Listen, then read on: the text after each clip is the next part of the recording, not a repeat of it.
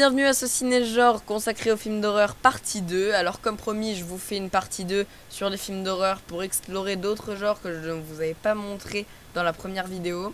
Tout de suite, nous allons commencer avec les premiers films d'horreur. On va commencer avec Dracula, avec Bela Lugosi, qui a été fait en 1931. Ensuite, toujours la même année 1931, Boris Karloff prend le rôle de Frankenstein que Bela Lugosi a refusé.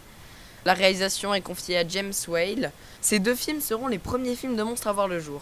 Maintenant, nous allons avancer 30 ans dans le futur pour arriver en 1960, la date où le chef-d'œuvre d'Alfred Hitchcock, Psychose, sort dans les salles. Psychose est le premier film à suspense qui retrace les exploits de Norman Bates, tueur en série schizophrène. Passons maintenant à la rubrique Grosse bébête sur les bestioles, comme vous aurez pu le comprendre. Alors, je vais diviser cette rubrique en 3 parties. Première partie, donc, ces bébêtes qui nous font peur. Nous allons commencer cette partie avec des serpents, donc dans la quadrilogie Anaconda, 1, 2, 3, 4. Nous avons aussi Rats, 1 et 2, Bats, 1 et 2. On a aussi Gremlins et Gremlins 2. Alors, l'histoire de Gremlins, c'est un petit mogwai tout mignon, tout gentil, tout plein, qui donne un vilain Gremlins, pas beau, pas gentil, pas mignon du tout. On a aussi Arak Attack, qui est un film d'araignée. On a le chef-d'œuvre d'Alfred Hitchcock, Les Oiseaux. Alors, l'histoire des oiseaux, c'est des oiseaux qui emmerdent tout le monde. Ensuite, on a Black Sheep, à ne pas confondre avec Danny le petit mouton noir. Donc, l'histoire de Black Sheep, c'est des moutons qui bouffent des produits nucléaires et qui mangent des humains. Passons maintenant à la deuxième partie de ces grosses bébêtes. Nous allons parler des fonds marins. Alors, dans les fonds marins, nous avons bien sûr l'exceptionnel, le cultissime, l'incroyable Jaws, les dents de la mer, qui a eu le droit à 4 suites pitoyables. Nous avons aussi Piranha, qui a donné lieu à une suite Piranha 2, qui est réalisée notamment par James Cameron. Ensuite, nous avons le remake de Piranha, Piranha 3D et Piranha 3DD. Nous avons aussi plein d'autres petits films de requins et de fonds marins en tout genre. On a même très fort avec The Host qui nous fait croire que dans les fonds marins il n'y a pas que des requins. On a aussi Sand Shark qui nous avertit sur les dangers des requins des sables. Et pour finir, le pire de tous, Two-Headed Shark Attack qui nous prévient que les requins à 2 têtes sont 2 fois plus dangereux que les requins à 1 tête. Non mais les mecs, là, faut arrêter. Si on continue comme ça va se finir en Banana Shark versus Dolphin Kiwi, produit par Oasis. On passe maintenant aux bébêtes bizarres.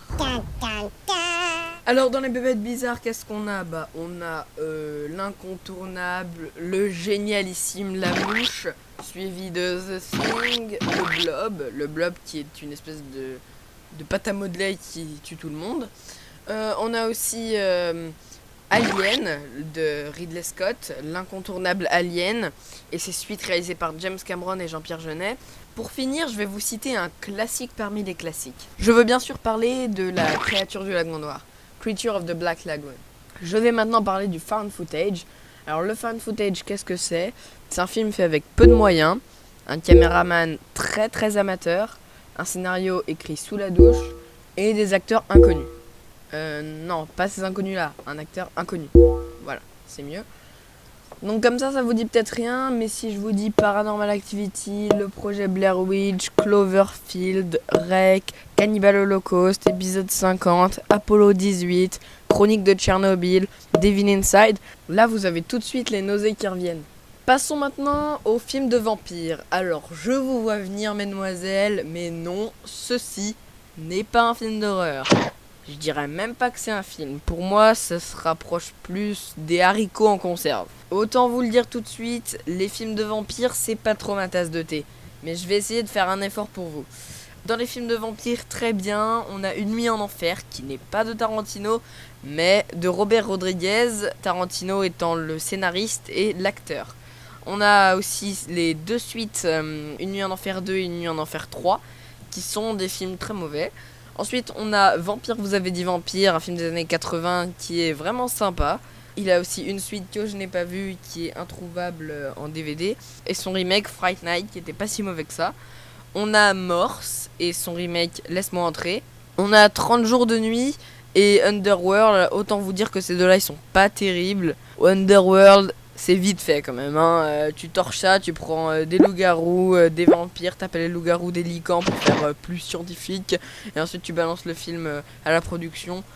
Dans les autres films d'horreur, t'as des trucs un peu plus recherchés que des vampires et des loups-garous qui se foutent sur la gueule.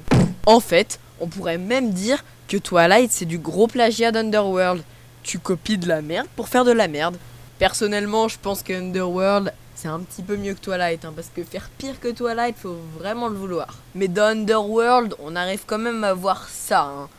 Le mec, il se rajoute un chapeau blanc et un pantalon blanc et c'est un schtroumpf.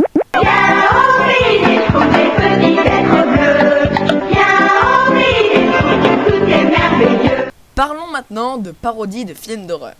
Alors dans les parodies de films d'horreur, on a des trucs drôles et on a des trucs moins drôles. Alors je vais vous donner quelques exemples. On a le sympathique Les Dents de la Nuit, l'incontournable Scary Movie, le cultissime La Cité de la Peur, le génialissime Tucker and Dale Fight le Mal, le moyennement drôle Spanish Movie, le bizarre mais néanmoins bien La Cabane dans les Bois et le nullissime Paranormal Activity. C'est un tout petit nombre de parodies par rapport à tout ce qui existe, mais les films d'horreur sont un des principaux sujets des parodies. Nous allons maintenant parler du film de maison hantée. Alors dans les films de maison hantée, on retrouve des classiques tels que The Grudge, La Dame en Noir, L'Orphelinat qui est un très bon film espagnol, Les Autres, toujours un film espagnol, Poltergeist, Shining, Amityville. Et dans un genre plus comique, Le Manoir hanté et les 999 fantômes, Monster House ou encore Beetlejuice. Sinon, il existe une série très bien sur les maisons hantées qui se nomme Dead Crossroads. Maintenant, passons aux films gore. Alors, il y a une multitude de films gore, surtout en direct ou DVD, mais je vais vous parler des principaux. Alors, il y a l'incontournable Saw, que tout le monde connaît. Ensuite, on a Hostel, un petit peu moins connu, mais très très très connu quand même. La colline à des yeux de Alexandre Aja, que j'ai évoqué dans le premier épisode. On a Maniac aussi, et son remake qui a été fait en 2012. On a À l'intérieur, qui est un film français, très étrange. Et on a Mum and Dad, sur deux parents qui décident de tuer des gens pour le plaisir. Chérie, j'ai rien à faire, tu veux qu'on aille décapiter un mec ou deux ? Ok, d'accord, mais je finis d'arroser les tomates. Maintenant, on passe aux films d'horreur adaptés de jeux vidéo. Alors, dans ce genre-là, on a un incontournable qui est Resident Evil. Alors, il y a Resident Evil 1, Resident Evil 2, Apocalypse, Resident Evil 3, Extinction, Resident Evil 4, Afterlife et Resident Evil 5, Rétribution. Je suis sûr qu'ils vont nous inventer un Resident Evil 6, Constipation. Mais bon, ça, l'avenir le saura. Ensuite, on a Silent Hill et Silent Hill 2 qui sont moyens, surtout le 2, très moyens. On a Alone in the Dark qui est nul. Alone in the Dark 2 qui est nul. On a Doom qui est nul. Vous voyez que les films quand même adaptés des jeux vidéo, c'est pas des chefs-d'œuvre. Même si les jeux vidéo peuvent être bien, les films souvent c'est des belles bouses. Pour finir, je vais vous citer quelques grands réalisateurs de films d'horreur pour que vous puissiez placer ces noms dans des conversations de cinéma. Alors, on a d'abord George Romero, qui est le plus grand créateur de films de zombies.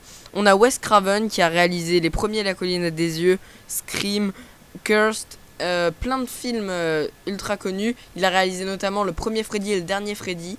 On a aussi Eli Roth, qui nous a fait les 3 Hostels. On a Tom Holland, qui a signé le scénario de Psychose 2, je crois, qui a réalisé Jeux d'enfants, donc le premier de Chucky, et Vampire, vous avez dit Vampire. On a aussi John Carpenter, l'un des plus grands réalisateurs d'horreur de tous les temps, qui a réalisé le chef-d'œuvre The Thing, Halloween, Christine, The Fog ou encore Ghost of Mars. On a aussi Alexandre Aja qui a signé Piranha 3D, les 2 nouveaux La colline à des yeux et Haute tension. On a aussi Sam Raimi qui a fait la trilogie Evil Dead et qui produit des petits films de possession de temps en temps. On va se quitter malheureusement Je vous dis à la prochaine, j'espère faire une nouvelle vidéo aussi bien que celle-ci, voire mieux encore. Merci d'avoir regardé cette vidéo en 2 parties. Je vous dis à bientôt pour de nouveaux épisodes de Ciné-Genre.